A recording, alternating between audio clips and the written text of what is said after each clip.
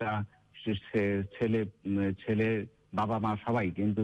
সর্বস্তরের জনগণ কিন্তু রাস্তায় নেমে এসেছে এবং জনগণের যে একটা শক্তি সেটা কিন্তু দেখা গেল যে বাংলাদেশের মানুষের তারা তাদের আন্দোলন তারা চালায় এবং আমরা দেখতে পাচ্ছি যে রাজধানীর বিভিন্ন পয়েন্ট থেকে, বিশেষ করে আমি যদি বলি মহাখালী, বনানী এবং আজকের যে কর্মসূচি ঢাকা মার্চ, অর্থাৎ তারা বলছিলেন যে তারা গণভবনের উদ্দেশ্যে যাত্রা করবেন এবং চেষ্টা করছে এবং শাহবাগ থেকে হয়তো পরবর্তী দিক নির্দেশনা দিবেন কোটা সমন্বয় যে বৈষম্য বিরোধী যে সেনাবাহিনী দাঁড়িয়ে রয়েছে, সেনাবাহিনীর ট্যাঙ্কের সাথে মানুষ সেনাবাহিনীর সাথে কোলাকুলি করছে এবং তাদের সাথেই মিলেই আনন্দ উল্লাস করছে। যেখানে আজকে যেটি দেখা যাচ্ছে যে শাহবাগকে কেন্দ্র করে মূলত হাজার হাজার মানুষ সেই হবে, প্রত্যেকটি হত্যার বিচার করা হবে। তিনি দায়িত্ব নিয়েছেন এবং তিনি আরো বলেছেন সেনাবাহিনী এবং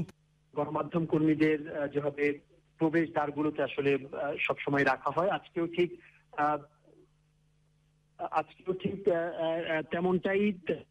তেমনটাই ছিল।